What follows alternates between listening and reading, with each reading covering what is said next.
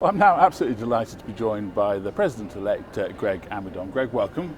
Thank you very much. Thank you for taking the time to talk to us. Exciting and congratulations on becoming president. Yeah, thank you. So you're coming into the organization. What are some of your priorities for your upcoming year? Well, in the past year as President-elect, I've had a chance to work with AAPS staff and leadership really to think carefully about the new strategic plan for AAPS. And so I would say that the number one goal for the coming year really will be to be implementing that strategic plan. The strategic plan kind of tells us where we should be going as an organization. Now the rubber's meeting the road, and we have to figure out how we're going to implement it. So to me, that's the highest priority. Within that, I think the things that I came into the organization before the strategic plan thinking about are delivering our content.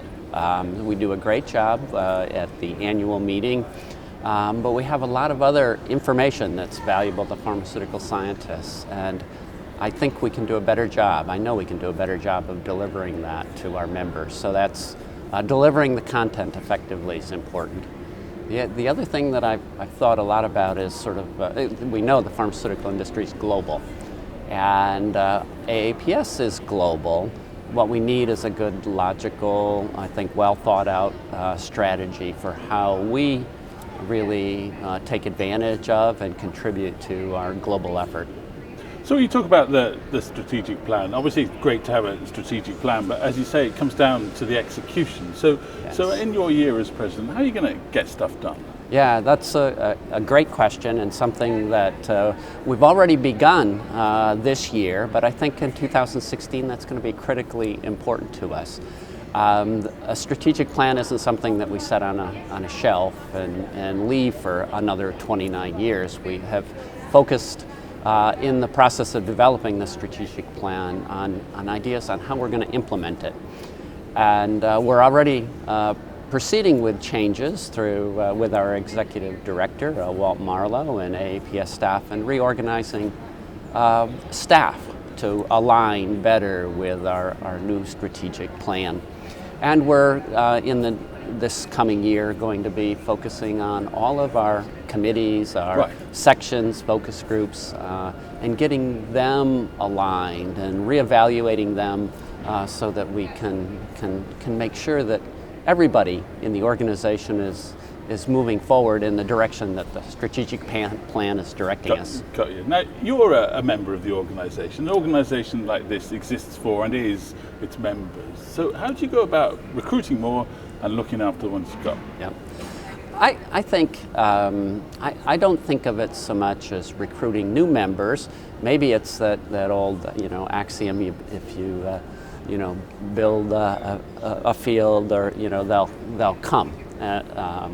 And I hope that by implementing our strategic plan, we will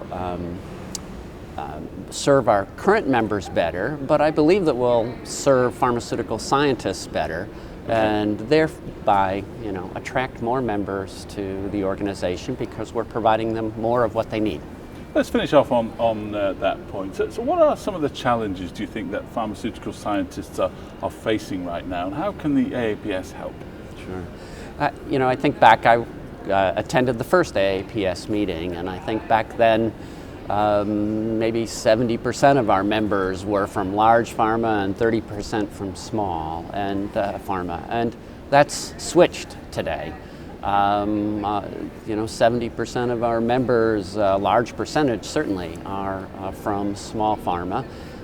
It's a much more dynamic environment, and so I think our members and pharmaceutical scientists, more broadly speaking, are challenged with maintaining a consistent, I'll say, thoughtful path forward in their career.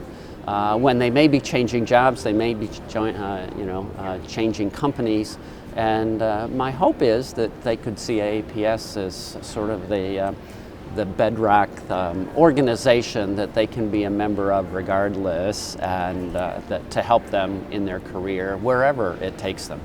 Well, Greg, thank you ever so much indeed for joining us, and I hope that all goes well in your year as president. All right. Well, thank you very much.